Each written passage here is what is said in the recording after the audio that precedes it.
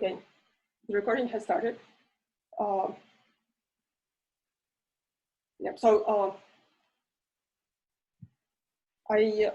stopped at the moment when I said that I want to introduce an algebra geometric structure on this set of objects modulo the equivalence relation. And for this, we would need to introduce a notion of family of objects of A. So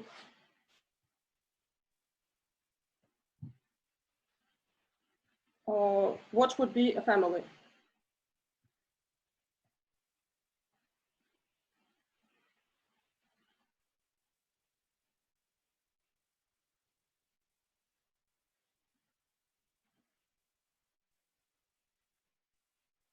So I say that a moduli problem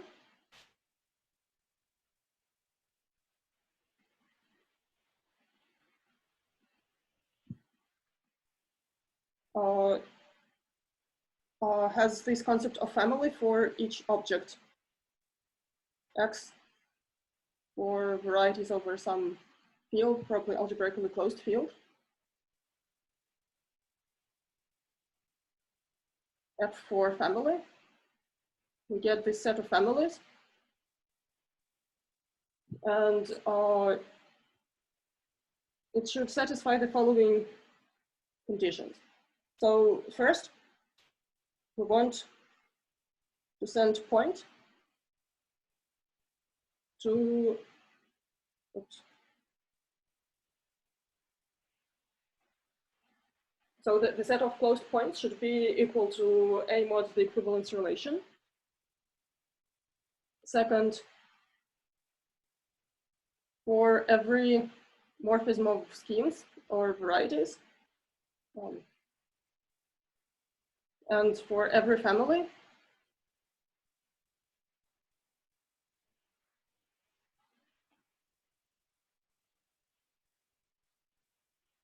we want to have a pullback family.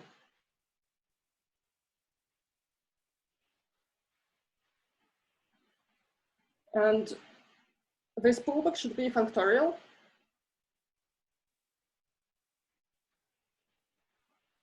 And moreover, it should respect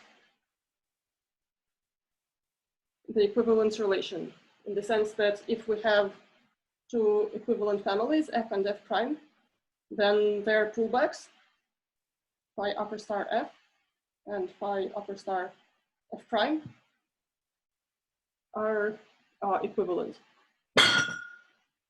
So we can start over this definition by saying that a moduli problem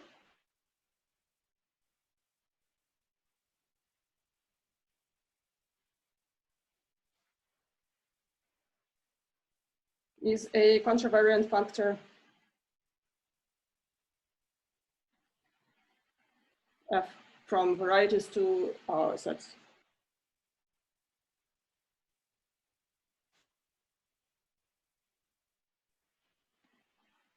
Such that F of a point is your initial family, initial collection. Okay. So how does this functorial definition help us with defining algebra geometric functor, algebra geometric structure?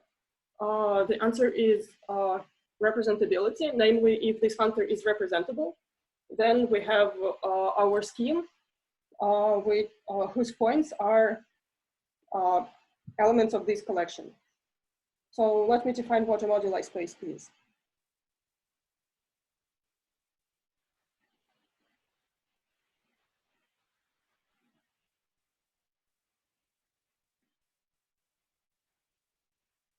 Definition: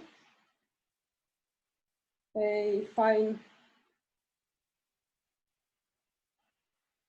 moduli space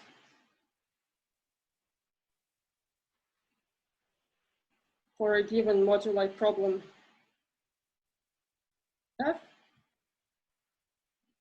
is the pair M phi, where M is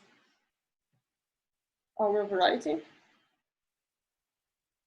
And phi is the natural, a natural isomorphism from our moduli problem to the functor represented by M.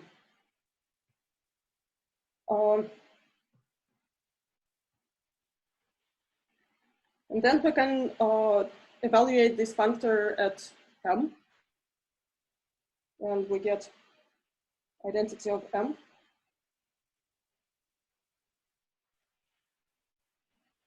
And it corresponds to some object U in f of M. So this U, constructed by the Yoneda mechanism, is called the universal family.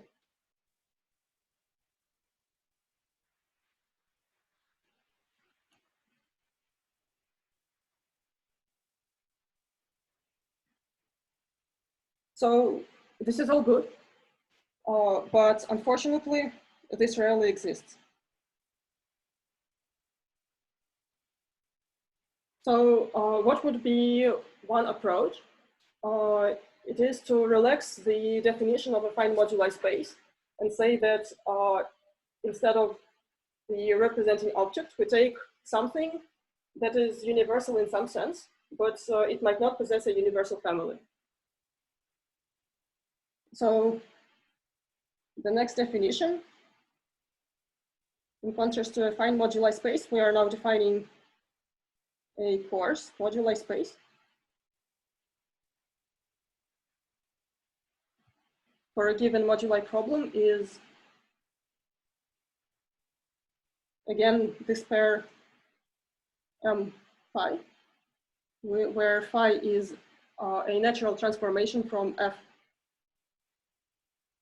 to the representable functor, but it is no longer an isomorphism. So we want this to be final in the category of representable functors under F. So M should be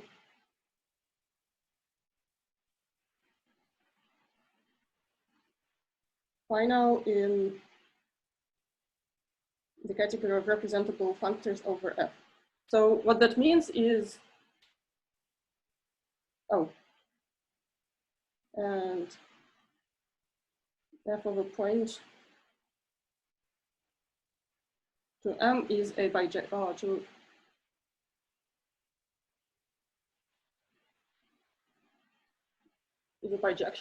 where this is phi evaluated at a point. So what this means that the object M is final. It means that for every other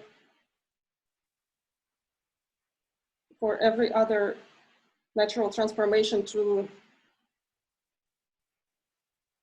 something M, this is phi.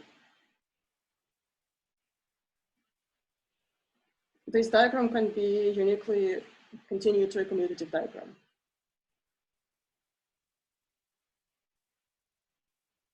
Okay, so from the universality property, we can conclude that two coarse moduli spaces are isomorphic. And the concept of coarse moduli space is independent of the choice of equivalence relation, which is extended to families. And a coarse moduli space is fine, even only if it admits a universal family, because then we can play this Yoneda game and get that M is representable. Okay, so that was a nice abstract definition, but we actually want to construct those. So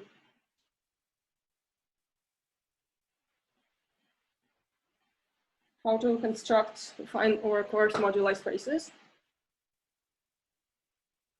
This will be the part 2 of this talk.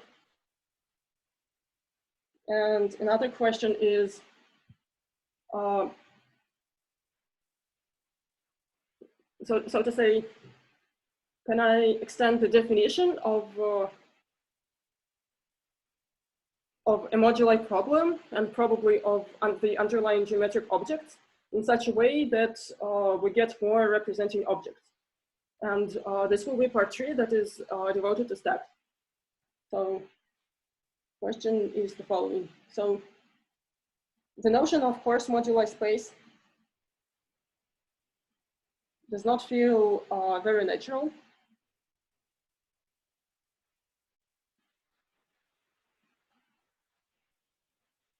So can we extend our setup to allow for more representing objects?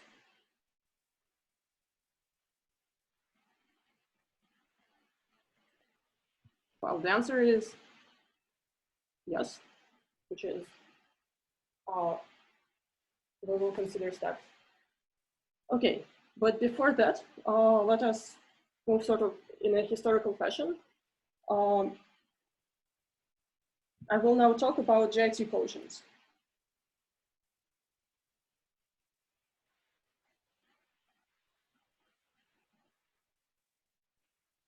This part is still based on Eusted's book, which I quite recommend. Like the chapters 1 and 3, I think, are the best introduction to moduli problems and JIT constructions. At least for me, they were. And chapter 2 contains a bunch of examples. Okay. So how do we construct certain moduli spaces? For example, something that we know from being undergrads, probably like second year, maybe first, I don't remember actually. So let V be a vector space. And we want to classify one-dimensional subspaces.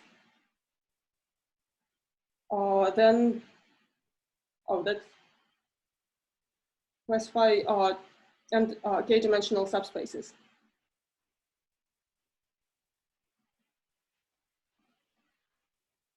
So one way to approach this problem is to say that we choose a basis in V and a basis in K, and then we construct an action of a group GLK on this set of choices and take sort of a quotient. Oh, which book I'm referring to? I will write it in the chat.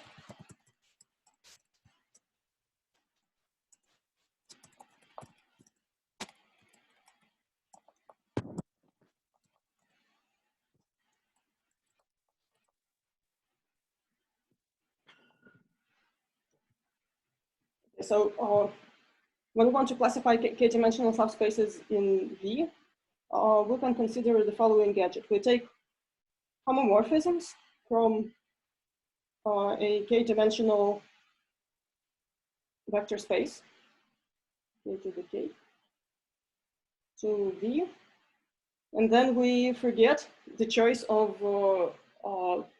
the basis in this k-dimensional space. Namely, we take quotient by GLK. And oops.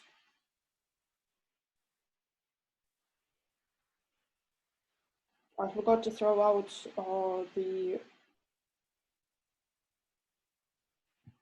non-injective homomorphism. So without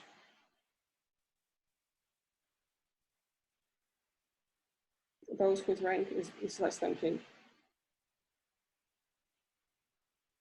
And in our second year, we were not talking, we're not saying anything about stability, instability. We just believed experimentally that this construction gives us this classification of k-dimensional subspaces. But for more complicated problems, it might not be so straightforward, and we need a more involved theory to allow us to consider more general cases. So to start, I want to recall what are linearly reductive groups.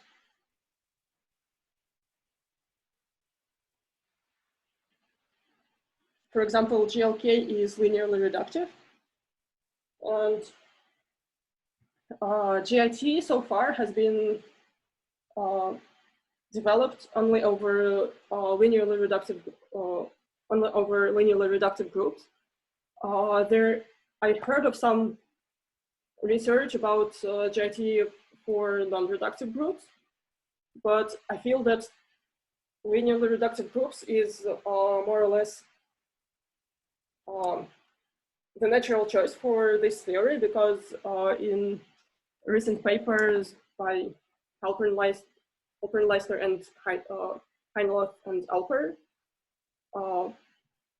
they consider, again, good moduli spaces for algebraic stacks, and they give an if and only if condition, which really depends on the stack being locally quotient by a linearly reductive group.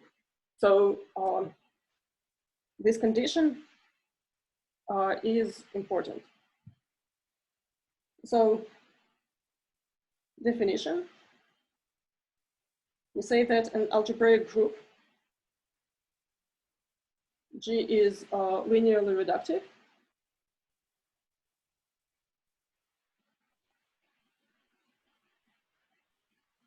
if every finite dimensional representation of G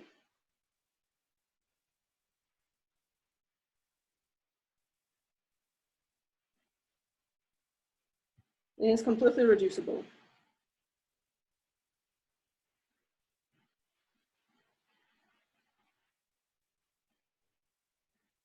So the category is semi-simple. We have that everything decomposes into some of simple objects. And what is good about linearly reductive groups is that taking invariance with respect to them preserves finite generatedness.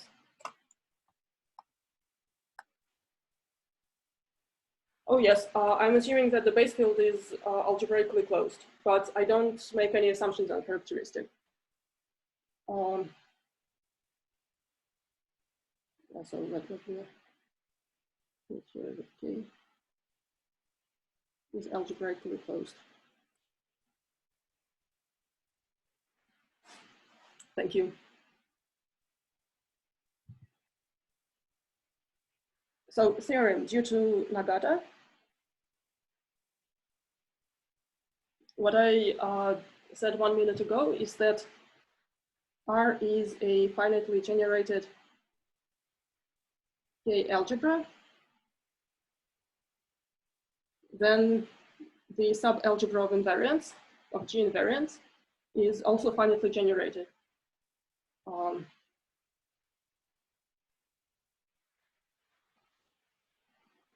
Action of a linearly reductive group.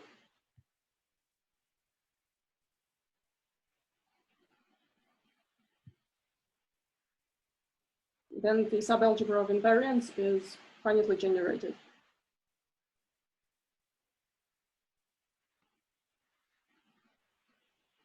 So from this theorem, it follows that we can construct affine quotients and still stay in the category of varieties. So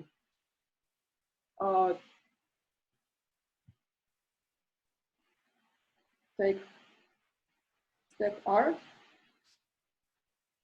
for G to be step of RG, and this will still be a variety.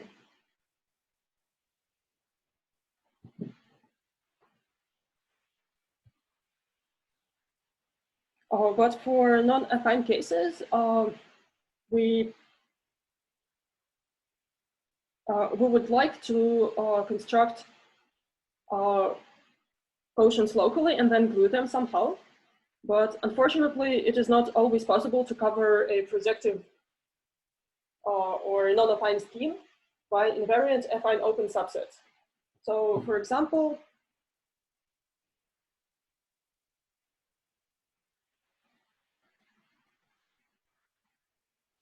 we have PGLV acts on the projective space PD, and this action is transitive. So we cannot find an open affine invariant subset.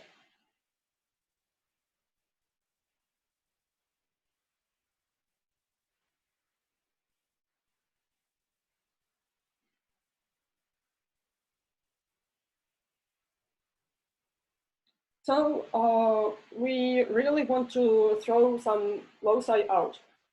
And oops.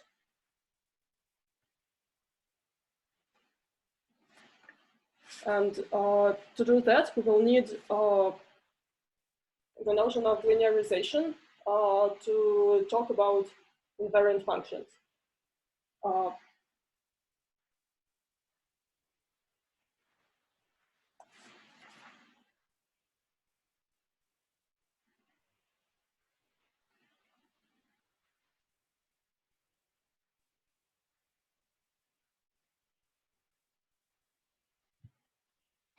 So the idea is to throw out points that are bad in some sense. So we introduce a notion of stability on points, and it should depend on the invariant functions. But in general, we don't have a natural action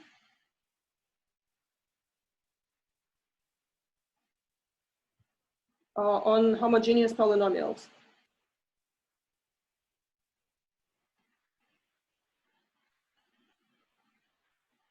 On PV or a projective scheme X inside some projective space. So even if we have G acting on X, it gives us an action of G on the sheaf OX, but we don't have an action on O(1) of X naturally. And such an extension is called linearization.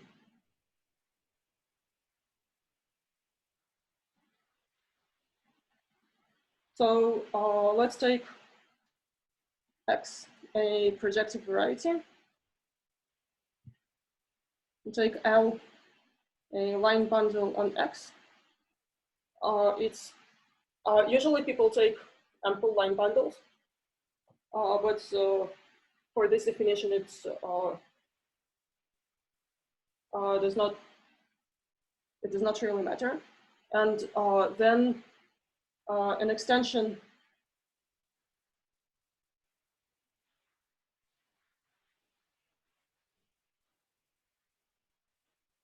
of G action, G on X, to an action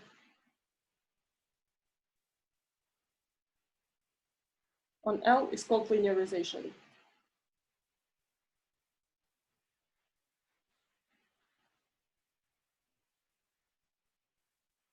And the reason why it is called linearization is because for the case when L is equal to OX of 1, then it defines an embedding. Oh,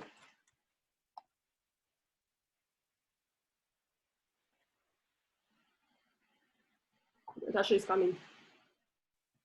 Hi, Dasha. So for the case when L is equal to OX of 1, that is it is a very ample line bundle. It defines a closed embedding of X into PD. And then an action of G on OX of 1 is more or less the same as the action of G on V as an affine space, such that when we take projectivization, this action descends to the action of X. So linear action of G on V that descends to the action of X gives us a linearization of this line bundle L. Okay, and for this setup, we can define stability and semi-stability. So we say that the point X in X is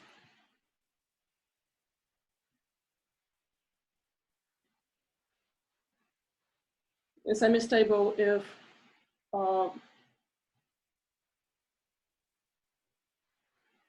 there exists a non-variant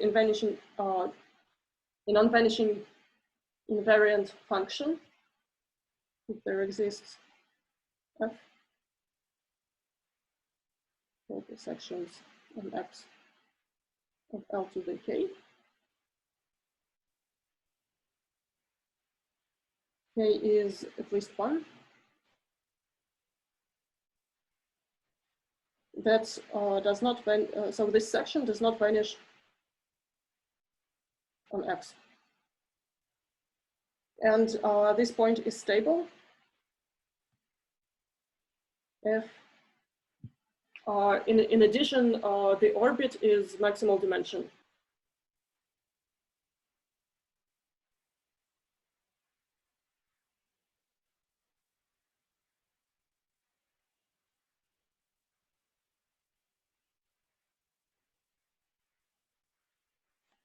And there is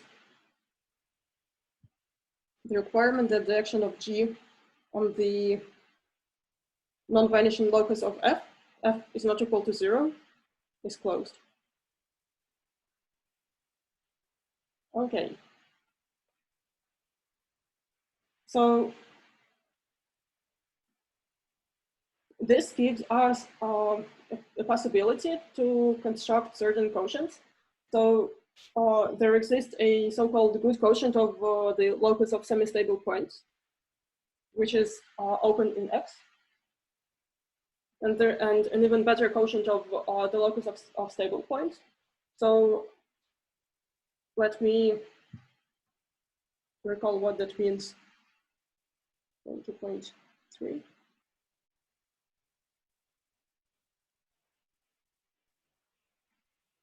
Good quotients. So the definition of the good quotient basically mimics the properties of the categorical quotients of affine varieties. So let's say that G acts on X, and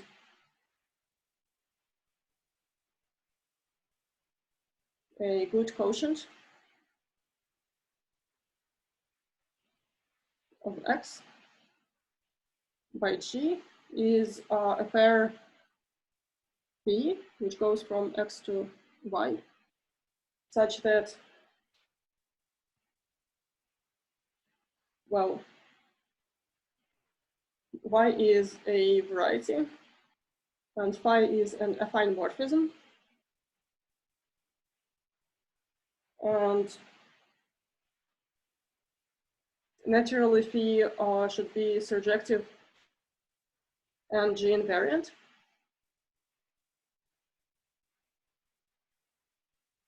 Then for every open set,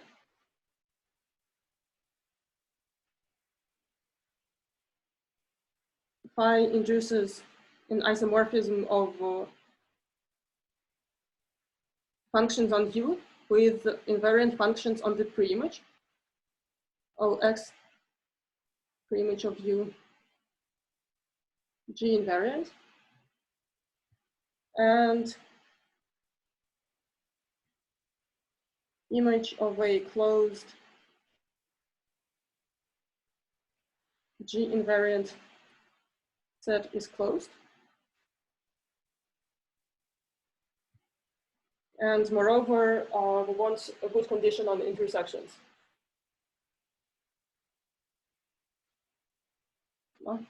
Just question, yes. Nitya corrected me that here I should add G invariant.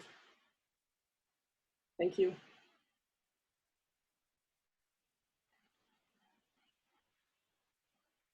And if Z1 and Z2 are two disjoint closed G invariant subsets,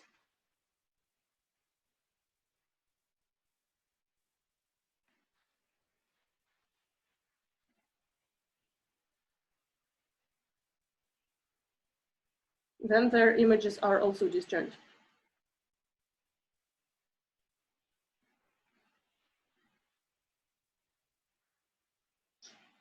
And a geometric quotient is has in addition this wonderful property that that per image of any point is a single orbit. So what is called an orbit space.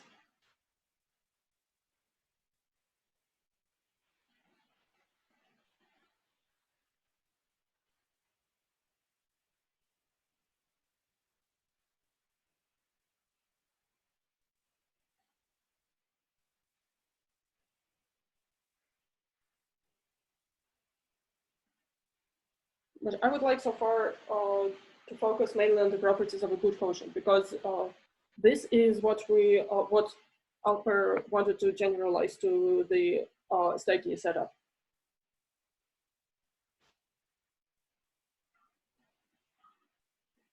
The classical Chiati theorem that semi-stable locus possesses a good quotient.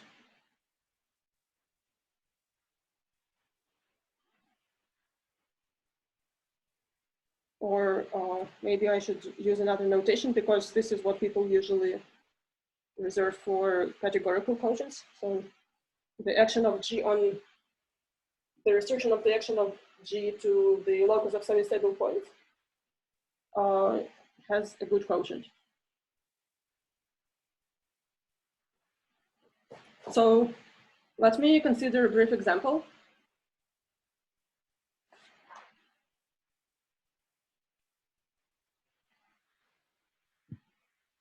Let's say that K without zero, which is usually denoted by GM, acts on a vector space V with all of weights 1. So it just sends any vector V to its scalar multiple. Then we can choose two linearizations. So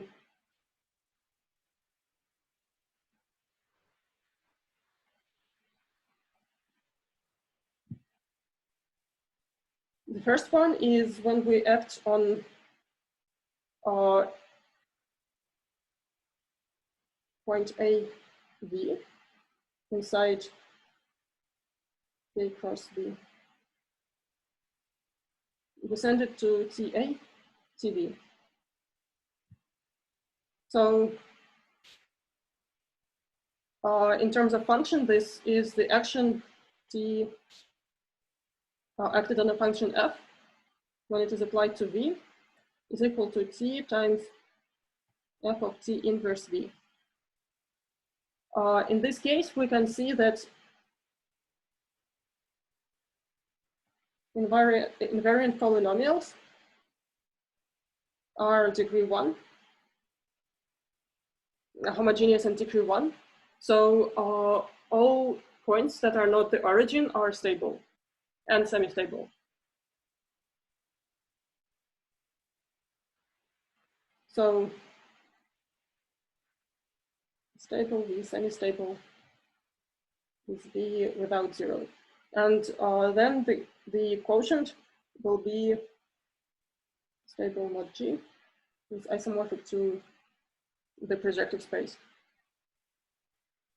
But we can also choose a linearization with an opposite sign. So we made a choice here. So now we change our choice.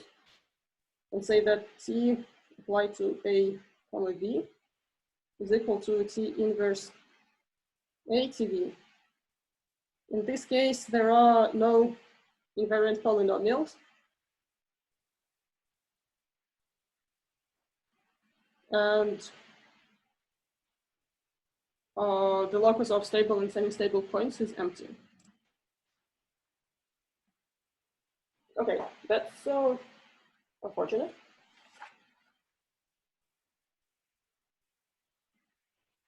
So on this said note, I would like to move to steps. Are there any questions about this JIT part so far?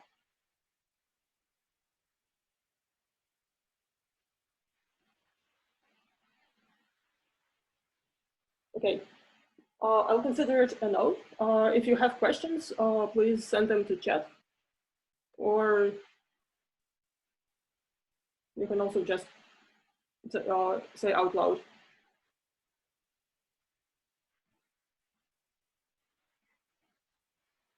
So part 3, steps. First, a couple of words about motivation.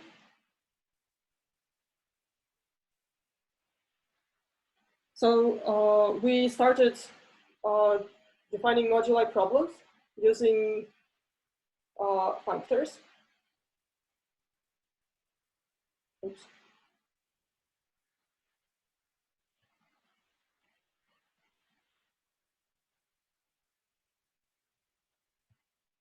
So we employed unit philosophy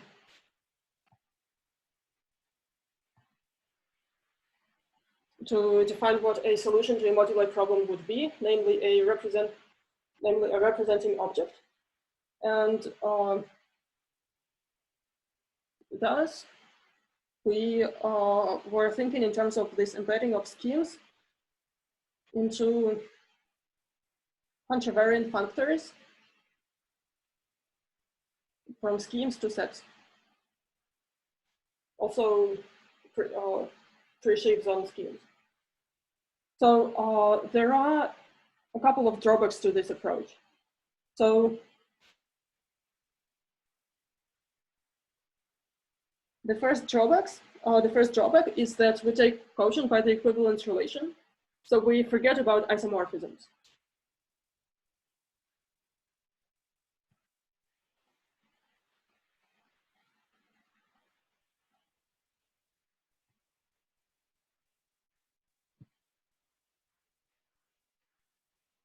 So if we had two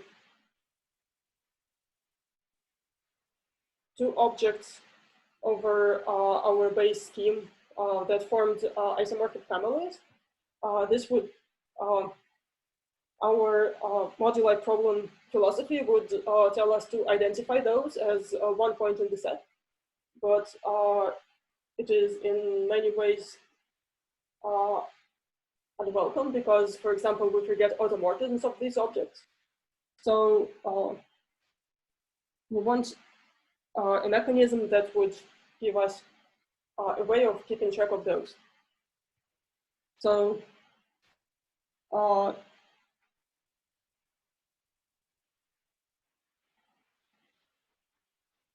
second drawback is that in the JIT picture, we need to throw out the unstable locus, but it can also be interesting. And in addition, it really, really depends on some choices. So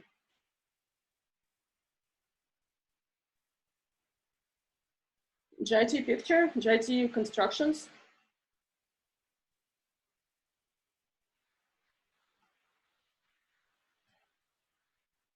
Require choices and throwing out loci.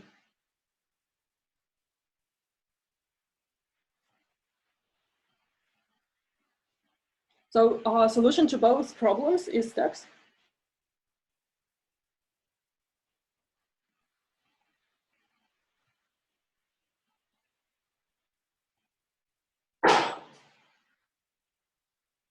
So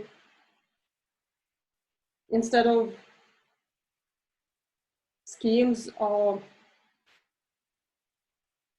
defined as sheaves in the big Zariski topology that are locally representable by affine schemes. So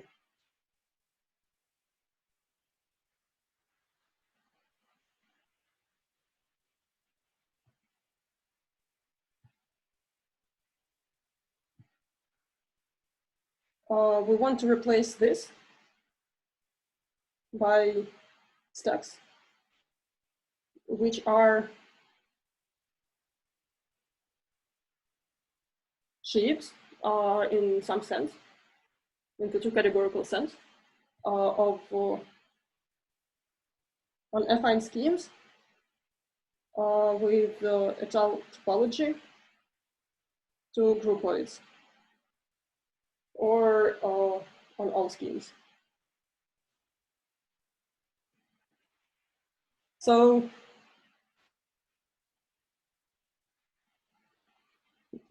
the answer to the first drawback is that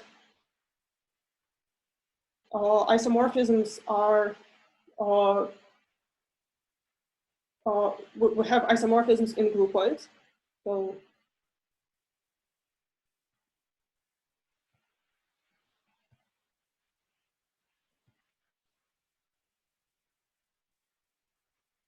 the solution to the second problem is that stacks allow for more complicated irregularities.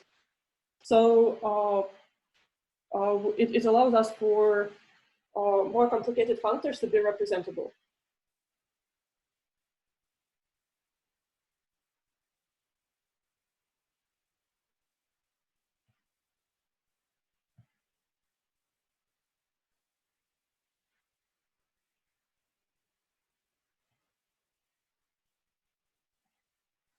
So for example, when we think about non-separated schemes, what we learn in our first scheme theoretic algebraic geometry course is that we consider this line with the double origin, but in stacks, we can have non-separatedness somehow concentrated in one point, where we have a family of objects, which are hyperwise isomorphic, but they form a non-trivial family. So this is weird, but also it exists, and stacks remember that, like, they recognize this existence. Okay, so a primer in stacks. I would give a couple of definitions and then a bunch of examples.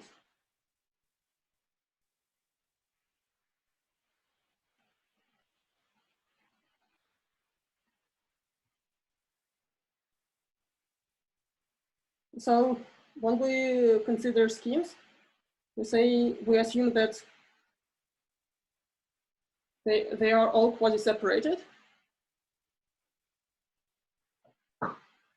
And we fix some base scheme S.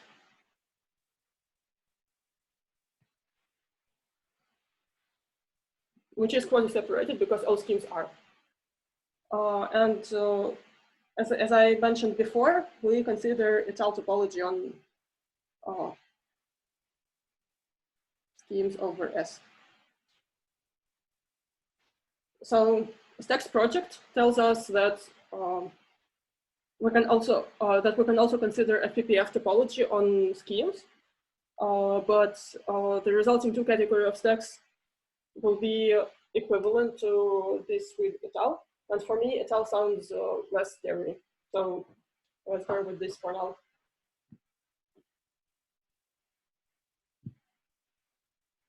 So stacks are defined in two steps. So, oops, let me show assumptions. We say that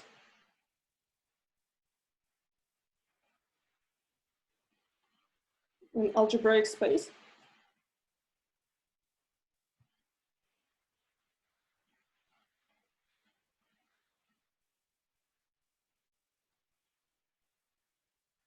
over S is a sheaf of sets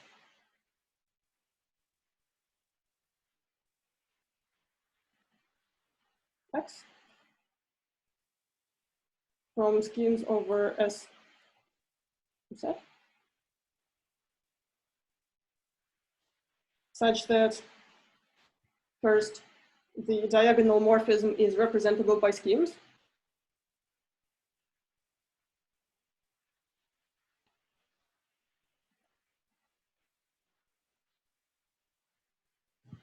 Let me define what this means.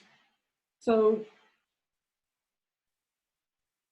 this is our diagonal morphism delta, X cross X over S. And let's say that we have some scheme here, some object that is a scheme. Then we say that the pullback exists and is a scheme.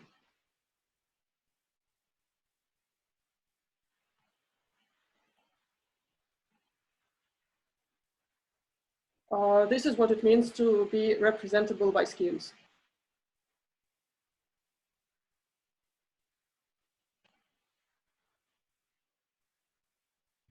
And delta should also be quasi-compact.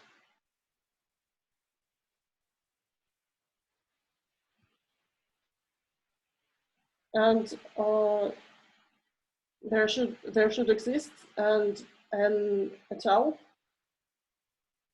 surjective map from a scheme.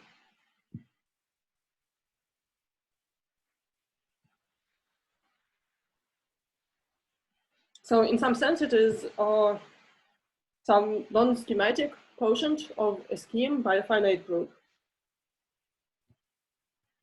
Okay. And using this, we can define an Artin stack.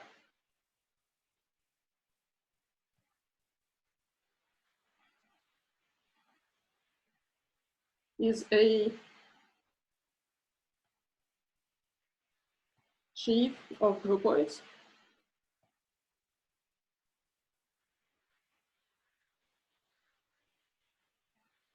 X, oops.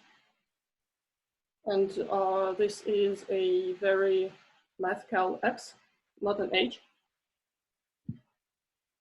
from schemes over S to the category of groupoids, such that similarly, the diagonal morphism is representable by algebraic spaces.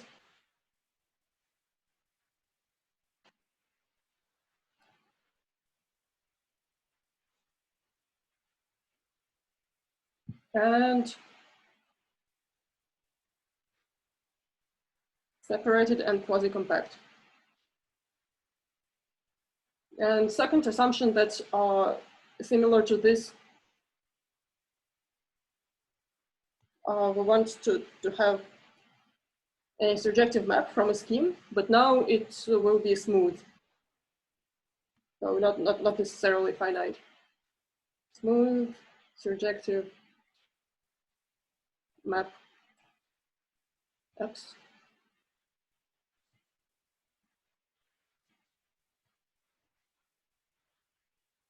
Oh, sorry, from an algebraic space.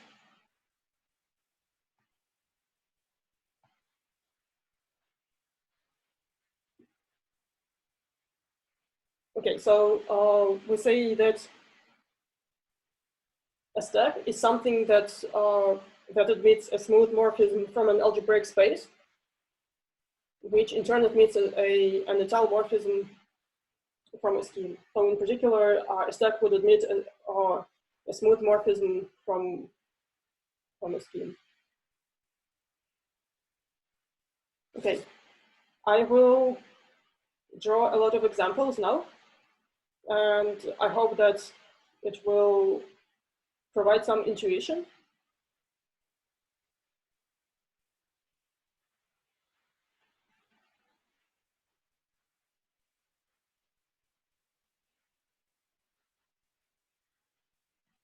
And after that, I will make a very short break to get my shot, because I think I will have a bit of time to show my lemma.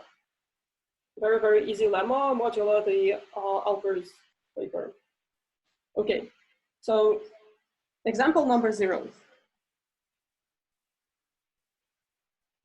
We take BG, which is by definition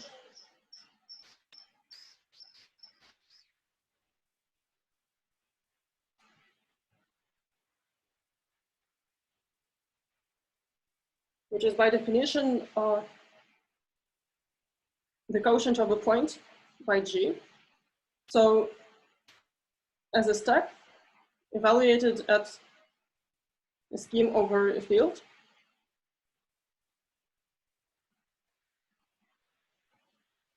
this will be the groupoid of G torsors over X. So a G torsor is a principal homogeneous G space.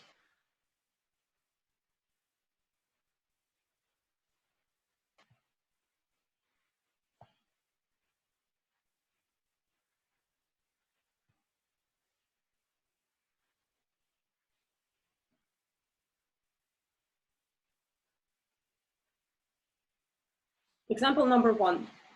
So take an affine line over a field, take GM action. GM is the multiplicative group of the field.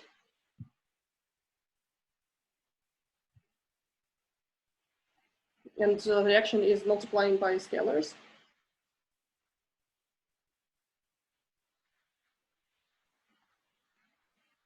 Then the picture that we get is the following. We have 2 orbits of this action. One is everything that is non-zero. So, and this is an open orbit. And the second orbit is 0, which looks like BGM. And it is a closed orbit. So we have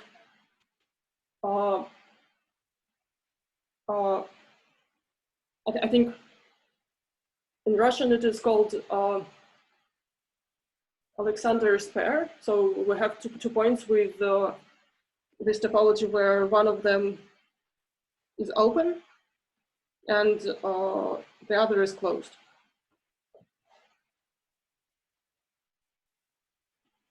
Okay, number 2. Very similar example, but instead we take an n+1 dimensional affine space with similar action. Then we again have 2 types of orbits. One orbit is closed and it is 0, so it looks like BGM. All other orbits are lines passing through 0 where we throw out 0. So we have a bunch of orbits parameterized by Pn. And Pn is,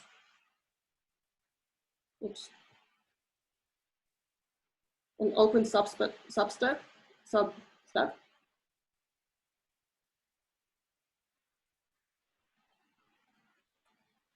whose closure contains this 0 point.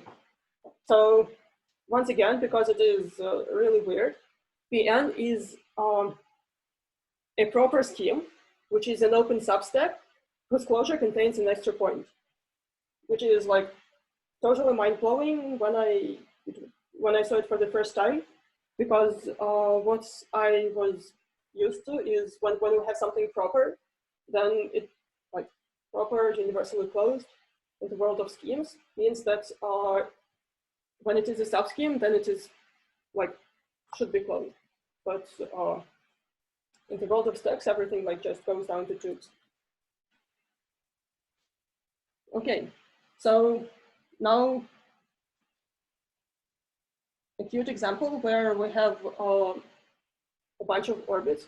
What are sheaves in its topologies and examples 1, 2.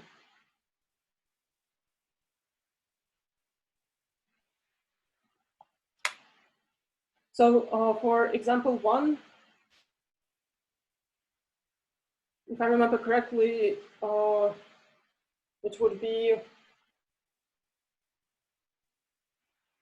the set of line bundles,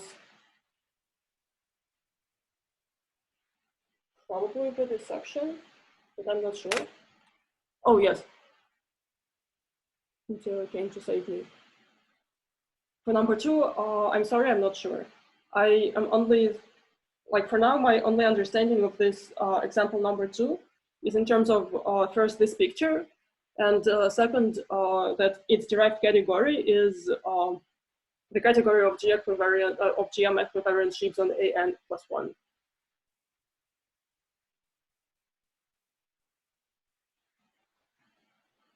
Yeah, so if anybody knows what sheaves are in example 2 and especially 3, it would be really great to see it in the chat, or maybe you can explain it to us. Okay, example number 3. Riemannians of two-dimensional subspaces is an open substack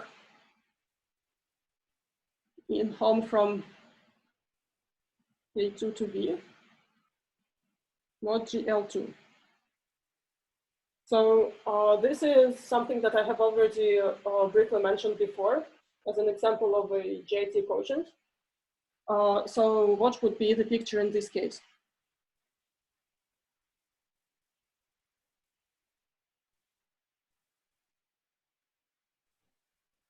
We have this big Riemannian, which is an open substack inside this whole big quotient stack.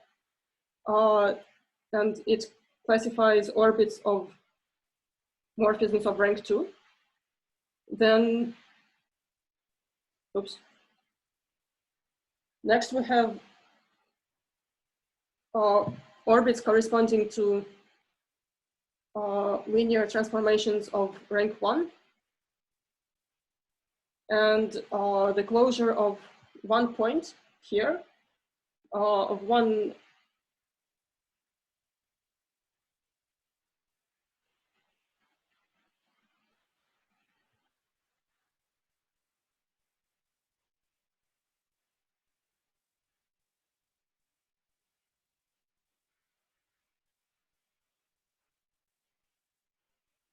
okay, I reserve my right to not comment on Sana's suggestion. Okay, so closure of one point of rank 2 transformation contains this whole P1, which classifies choices of kernel. And the third type of orbit is just 0, which is B of GLU. So point modular the whole GL2 thing. So yes, that's pretty interesting.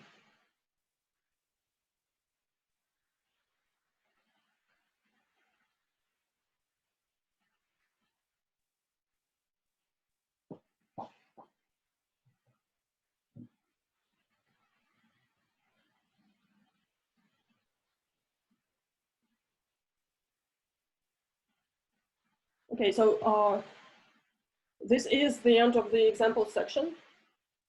Are there any questions about stacks?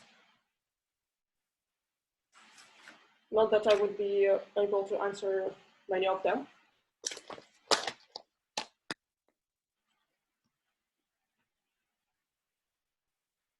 Okay, so very short 2-minute break. Also come up with your questions and probably explanations for me, because as it turns out that I don't completely understand these examples.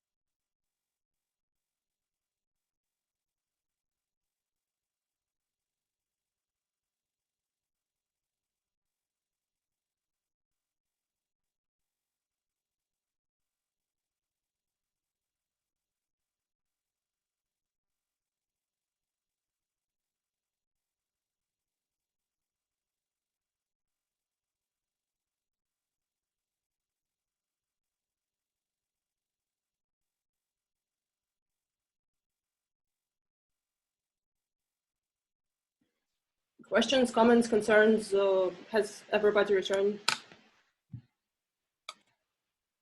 So wait, what are sheets on 3?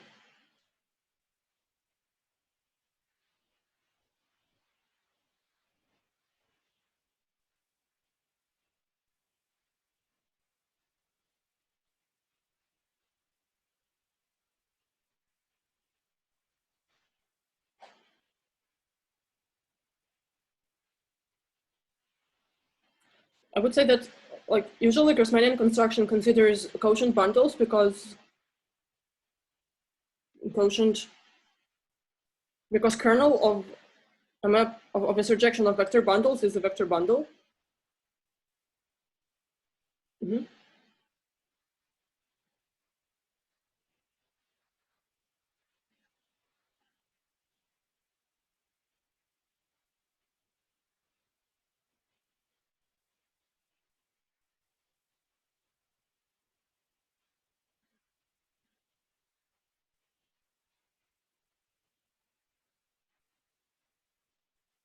Okay, so I would really need to either think of it or pick Dory's brain. By the way, where is Dory?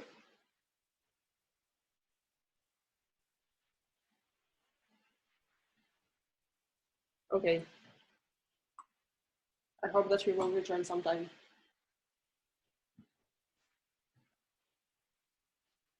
So anyway, I'm going to part number 4, which is the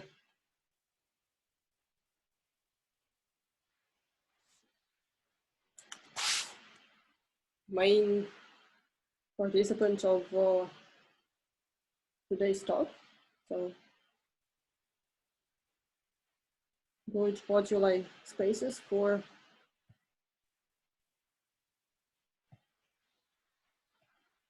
algebraic steps.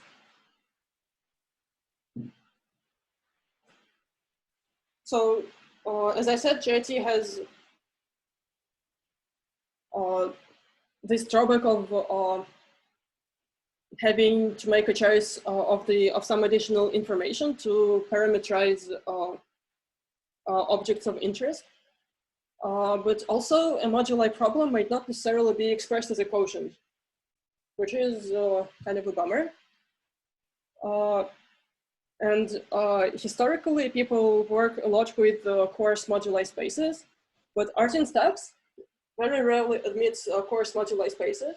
So it is known that they do admit for when they have finite inertia, so to say, but otherwise it is not like, it does not hold in general.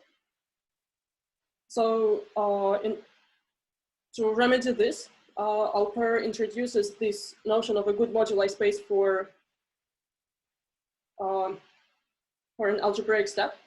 And in a later work, which I will not discuss a lot, he with Halpern, Leisner, and Heinlock actually prove an if and only if condition when such a good moduli space exists, which is pretty cool. So definition number 1 would be that of a cohomologically affine morphism.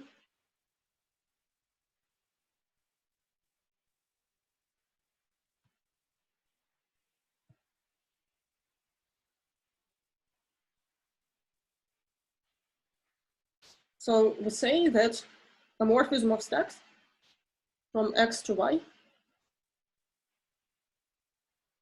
is cohomologically affine if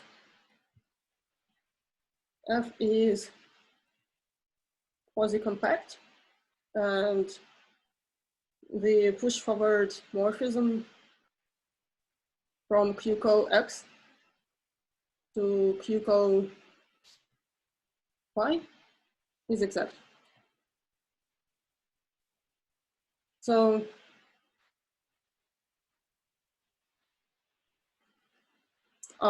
something to warn you right away.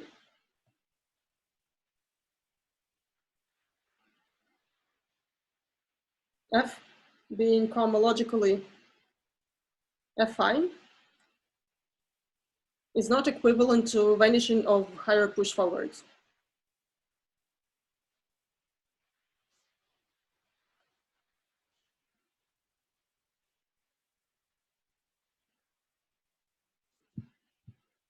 Any questions? Yeah, so isn't the exactness equivalent to the vanishing of higher derived functors? Yeah, so this is totally fact. Here, derived functors are defined on the whole category of modules over OX, because apparently quasi-coherent sheaves just do not have enough flat objects. So here, RF lowest star is considered as a functor, as a derived functor of push forward on the category of all OX modules. And then we restrict it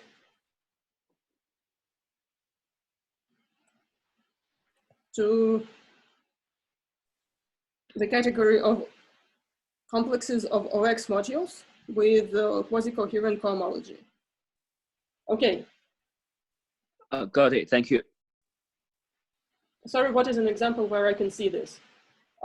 This is an example in Alper's paper, which I do not quite understand, so I am afraid of giving it. I can give it to you later.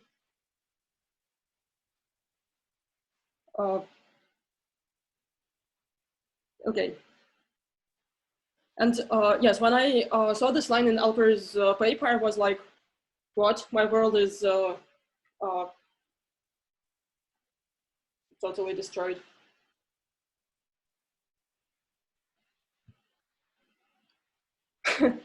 Okay.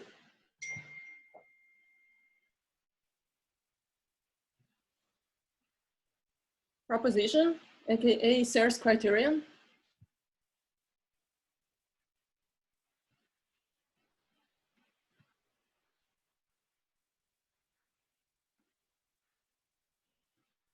A quasi-compact morphism of algebraic spaces is affine if and only if if and only if it is cohomologically affine.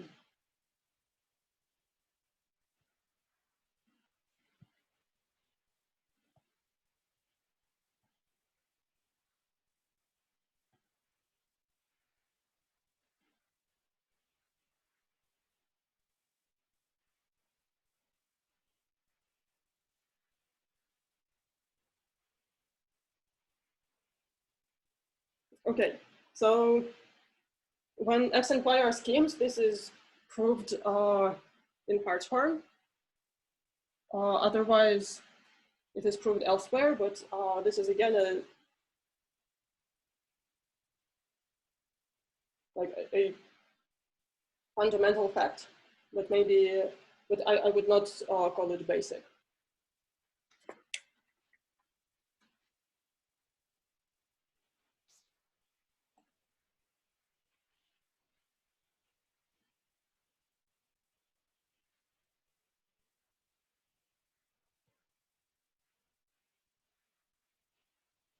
Good moduli spaces. So we say that a morphism from an algebraic stack to an algebraic space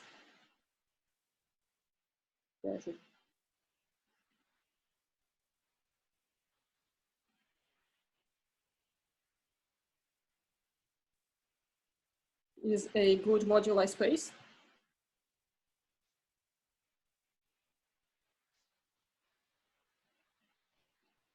If first phi is cohomologically affine,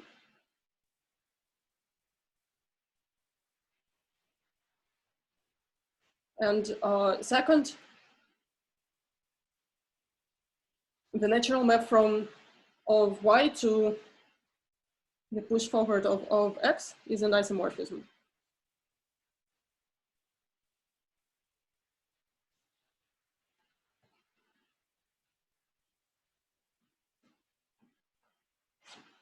So if instead of y being a space, we say that y is also a step, so morphism between two steps.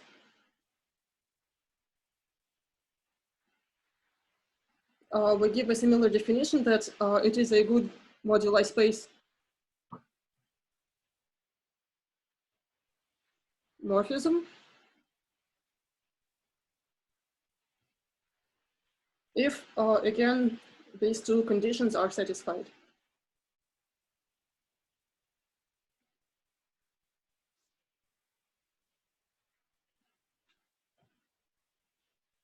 Okay, and one of Alper's theorems is that good moduli spaces are universal for maps to algebraic spaces.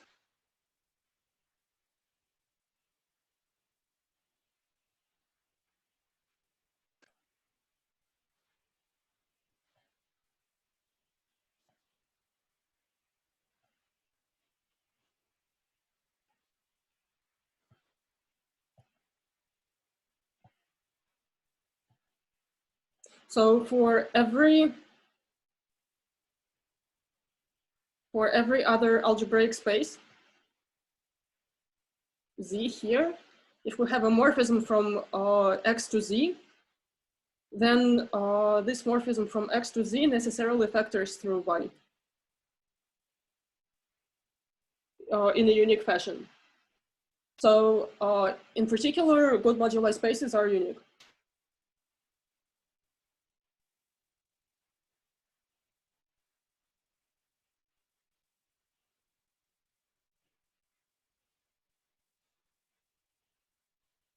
So some examples of good moduli spaces. First, A1 mod GM to a point is a good moduli space. Similarly, A2 mod GM to the point is a good moduli space. But note that A2 without 0 mod GM is in fact isomorphic to P1. In particular, morphism to P1 is a good moduli space. So passing to open substacks.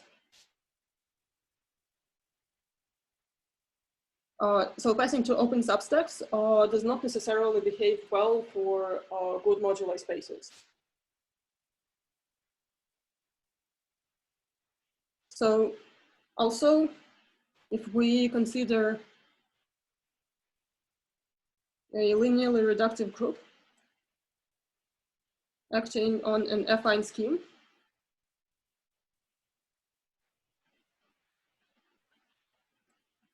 then the quotient stack X mod G admits a good moduli space, which is the categorical quotient that we saw in the GIT picture.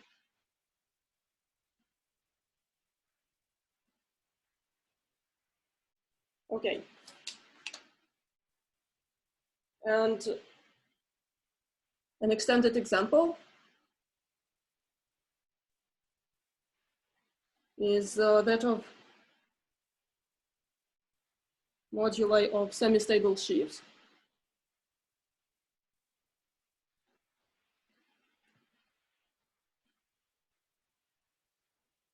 So pick X, a connected projective variety over an algebraically closed field. Then we can fix a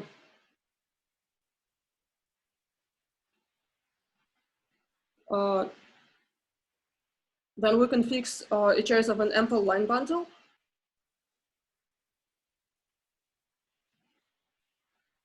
And fix a Hilbert polynomial taken with respect to this line bundle. Then this choice of an ample line bundle also allows us to introduce the notion of slope, so we can consider stable and semi-stable line bundles.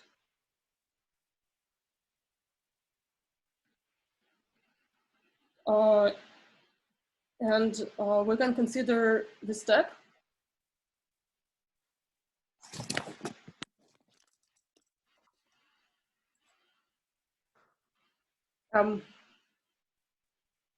XP semi-stable, whose objects over T are families of semi-stable sheaves, flat families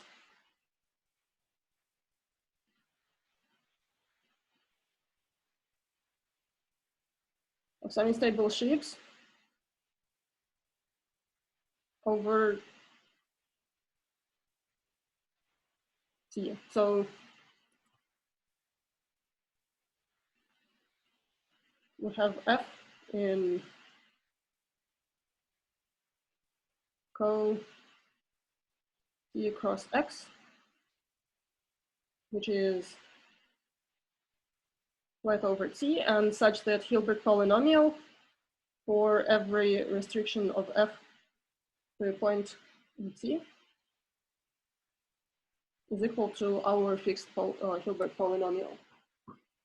So then it is a classical fact from the moduli theory of sheaves that this stack admits a good moduli space, M semi-stable, XP. And moreover, this is a projective scheme.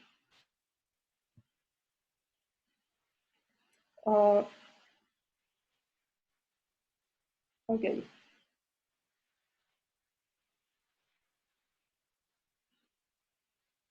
What is interesting to note is that this scheme, M semi-stable, is constructed as a quotient, as a GIT quotient of a certain code scheme. So here we also have this GIT construction that gives us some good moduli space. Okay. And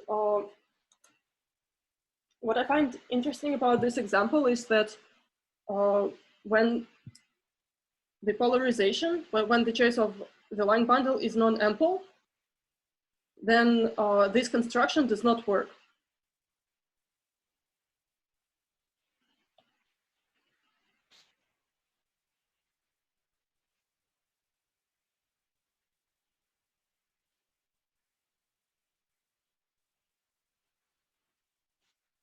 And so when we consider families of sheaves over families of quasi-polarized surfaces, or like quasi-polarized varieties which are not polarized, then we would run into a lot of technical difficulties. But what in fact happens is that we can use Alper's theory to like kind of go around these difficulties in an ad hoc way. So what we can do is we can construct, we can still construct a certain moduli space, for our stack of families of sheaves, and then prove that this is a good moduli space. And why we would like to show this for like almost anything is that good moduli spaces satisfy descent, and in fact good moduli space morphisms. And I think this is pretty cool. So 4.3 is the application. Is that good moduli space morphisms satisfy descent. Okay. And since it is a lemma that I proved for my thesis, and I'm pretty sure that it might be somewhere out there in the literature, but I guess I still deserve to take this shot.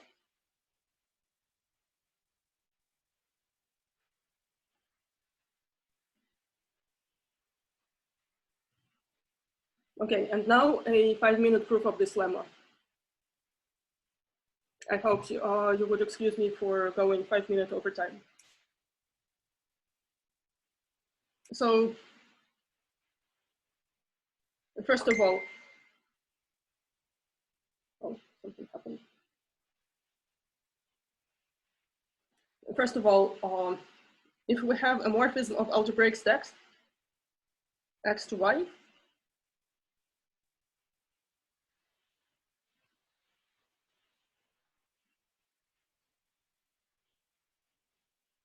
then we can define the category QCO for this morphism x to y, which consists of pairs f and iota. F is a quasi-coherent sheaf on X, and iota is an isomorphism from the pullback of F. I will draw this diagram very shortly, which satisfies our co-cycle condition.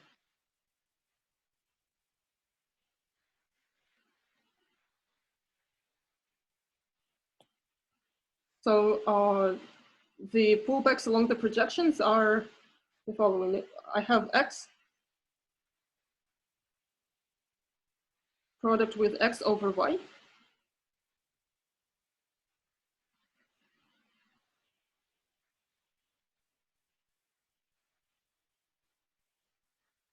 These maps are phi, and these maps are P1 and P2. So we take a sheaf F on X, and we take two different pullbacks from this X and from this X. And we fix an isomorphism which satisfies the co-cycle condition. And we say that P satisfies descent if the pullback functor establishes an equivalence between sheaves on Y with sheaves of descent data on this morphism.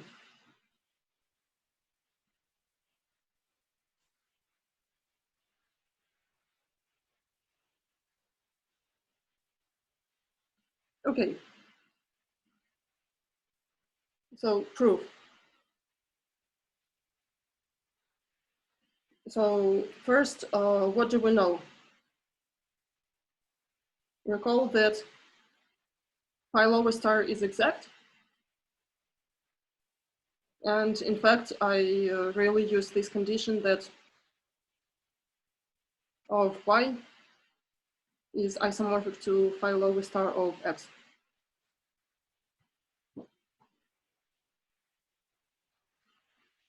Step number 1 is to show that phi upper star is fully faithful. It is done using the very similar trick as is used in the usual scheme theory. When we have a morphism that sends the structure sheaf to the structure sheaf, then it is fully faithful. So let's see.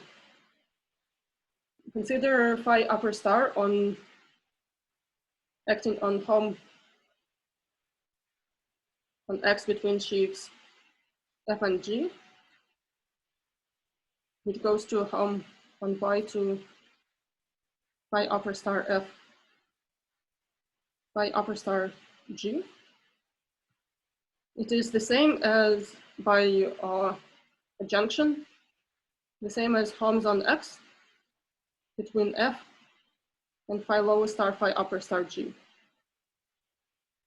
So this part is isomorphic to phi lower star of O X tensor phi upper star G.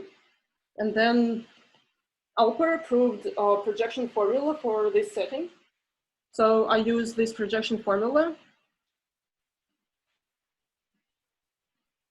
to replace this green sheaf with phi lower star OX tensor G. And then note that phi lower star of OX is isomorphic to O of Y. So we get that phi upper star gives us an isomorphism. So this part was easy. The second part, phi lower star detects 0 objects. So say F, a quasi-coherent sheaf on X, is sent to 0 by phi lower star. Then I recall that I have an isomorphism iota between phi1 upper star F and P1 upper star F and P2 upper star F, where again,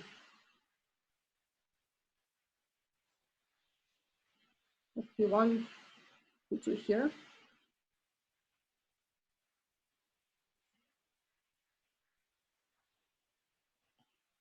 And then I can apply, let's say, P1 lower star to everything. So I get P1 lower star, P1 upper star F goes to P1 lower star, P2 upper star F. And this is still an isomorphism.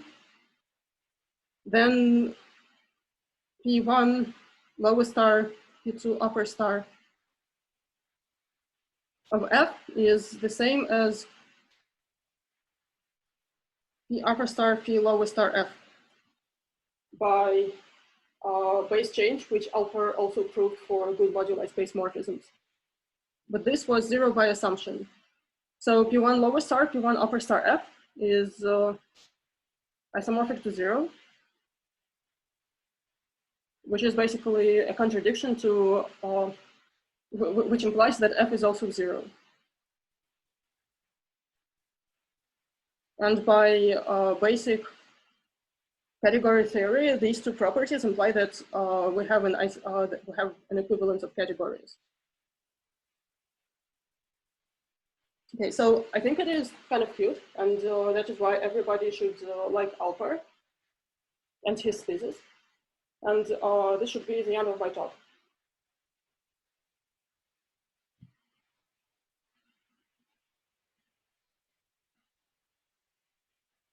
Any questions for the speaker? That I can answer, please. Could you again show the lemma, because I somehow missed. Good moduli space morphisms satisfy descent. So good moduli space morphisms. Yes, I rather have a problem with definition of descent. Could you repeat it? Okay. So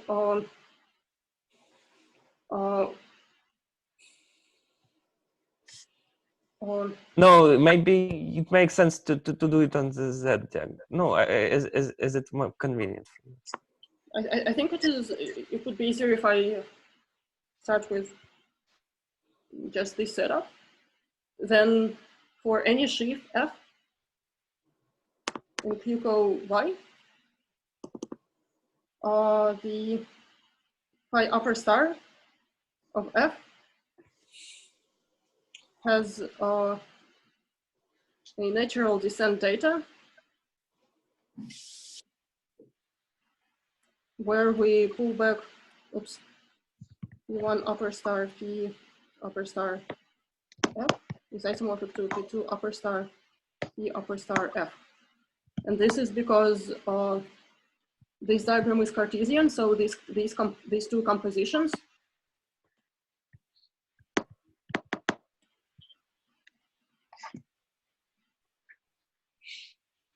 So these two compositions are equal. So we have this isomorphism.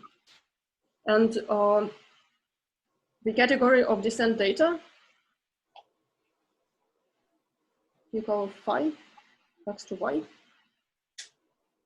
consists of pairs f and y on x, such that iota gives an isomorphism on f of the pullbacks of f.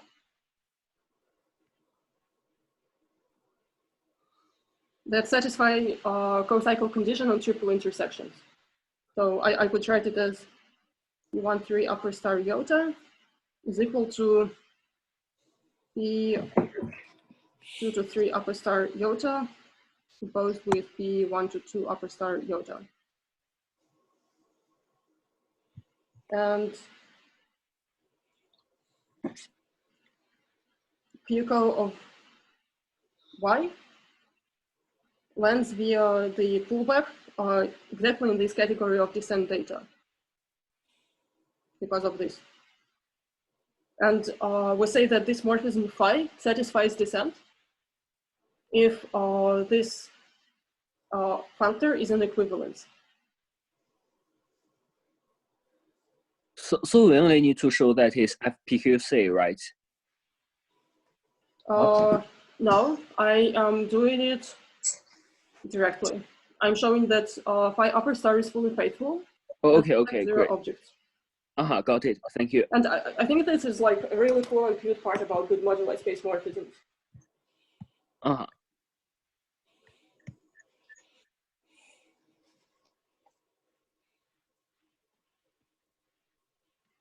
Okay, Roma, did I answer your question? Yes, and during the proof, you said that like some composition of pullback and push forward is 0, right? Yes, so. And you said this is by assumption. And I like, what is the assumption again? So I want to say that if f is sent to 0, so I am assuming that f is sent to 0, then f itself is equal to 0. And this is what I show here. So basically, like kernel of phi upper star, kernel of phi lower star is 0. Okay.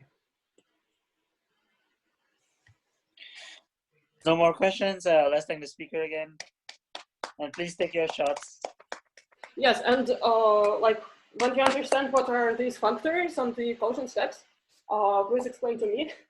Yes. And also, if you want to give a talk, also tell to one of us, especially if you want to explain these quotient steps. And Jordi is speaking next week. Yay! Yeah. If you don't know Jordi, he's like cool and give good talks, so like you should go. Yes. Yes. All right.